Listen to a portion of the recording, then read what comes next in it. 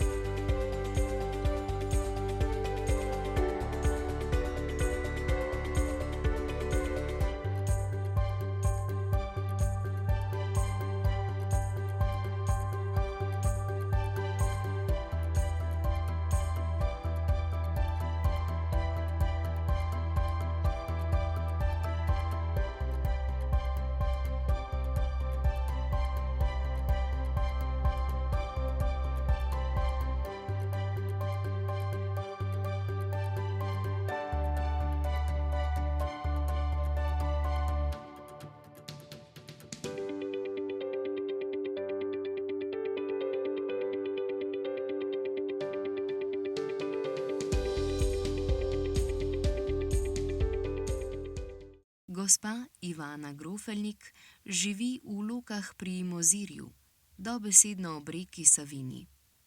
Njeno hišo je popolnoma poplavilo. Ostala je brez vsega. Po enem letu je notranjost hiše čisto drugačna, ker je dobila vso potrebno pomoč. Ja, dobila sem pomoč od Karitasa, dobila sem pomoč od naglušnih, kar so mi tudi zdaj omogočili, da sem šla v toplice od tega društva. Dobila sem pomoč od Rdečega križa, sem pa od mojih prijateljev, sem pa res, ko so mi pomagali, od hčerke mož sem imela srečo, da je znal vse, da mi ni bilo treba plačevati. Iskali smo vse možne variante, da smo dobili poceni vse, da smo si lahko vse uredili. Tako, zdaj je pa zaključno še bila fasada, kar sem zelo srečna. Država mi je dala 3200 evrov. Samo vprašanje je, kaj bo zdajle, če ne bomo tega denarja mogli vračevati. Ne vem, ne vem, kaj se bo naredilo, baje, da dobimo zdajle nekje oktobra obvestilo. Jaz sem zadovoljna zdaj, imam vse, da bi se rada zahvalila čisto vsem, ki so mi karkoli, kdajkoli pomagali. Res bi se rada od srca zahvalila. V Juvanjah pri Varžičevih je bližnji potok zalil klet, kjer so bili stroji, pralni stroj, hladilnik, omare in razne stvari. Želijo si urediti okolico.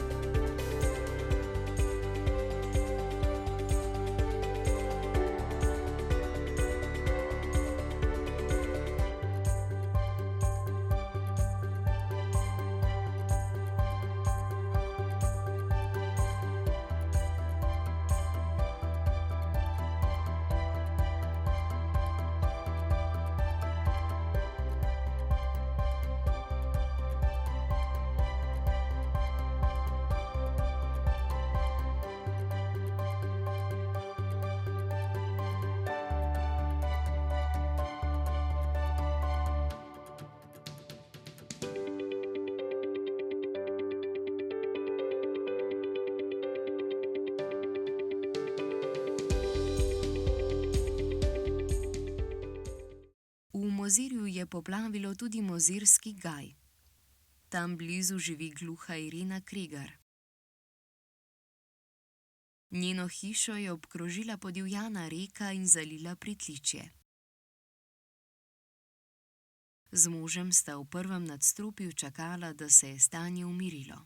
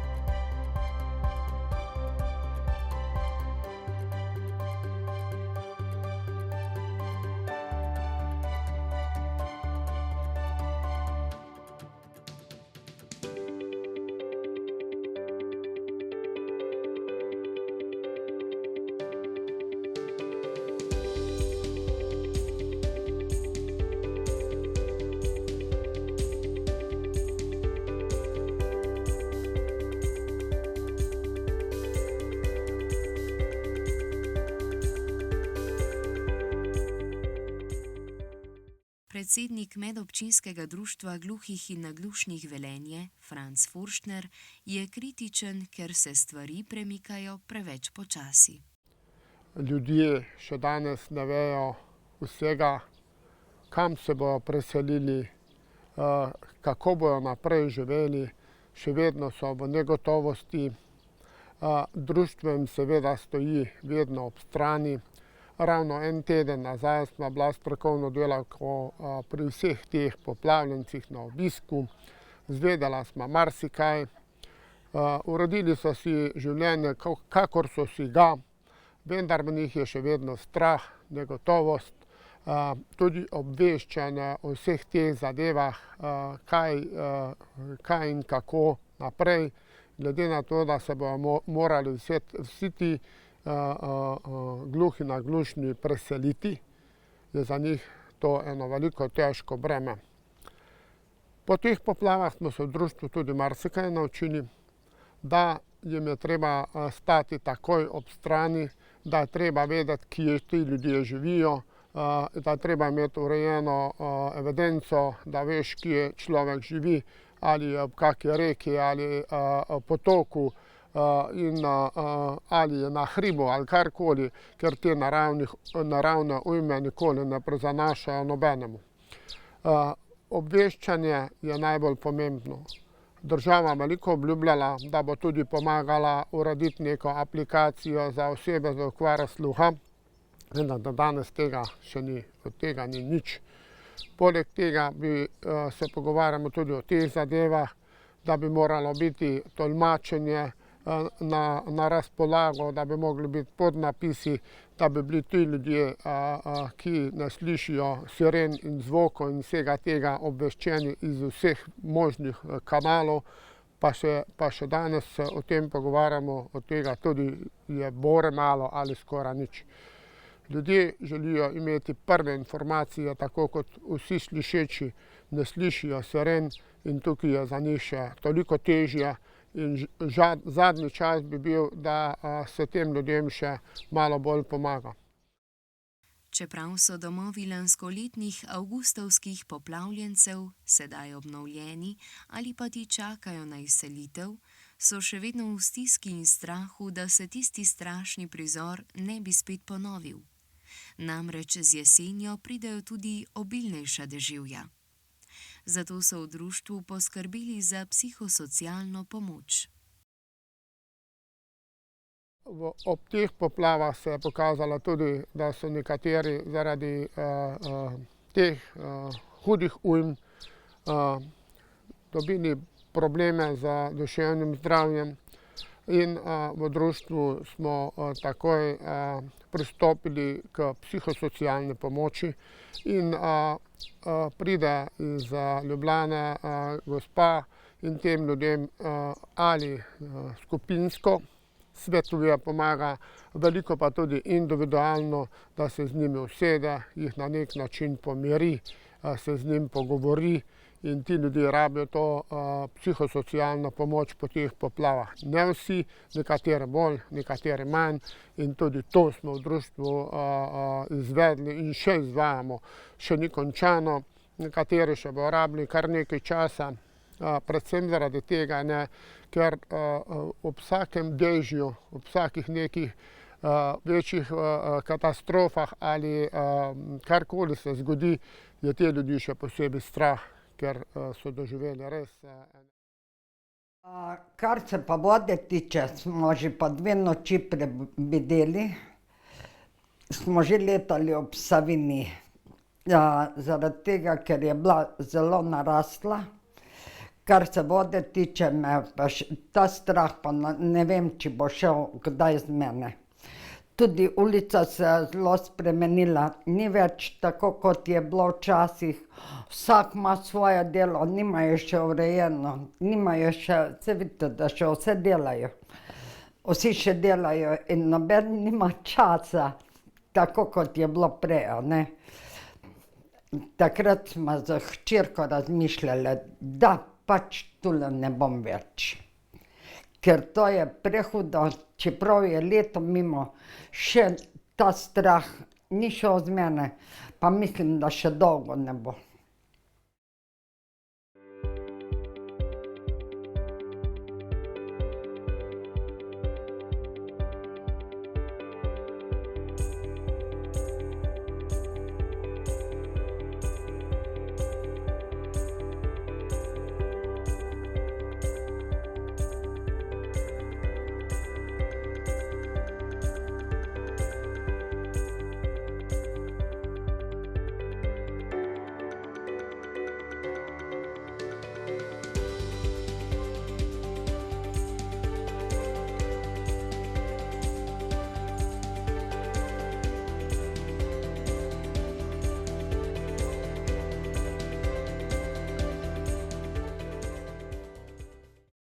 gluhi in naglušni so še vedno brez obveščanja v primeru naravnih nesreč. Čeprav sta civilna zaščita in Ministrstvo za digitalno preobrazbo napovedala uvedbo sistema SMS obveščanja za gluhe in naglušne, po enem letu ta sistem še vedno ni vzpostavljen.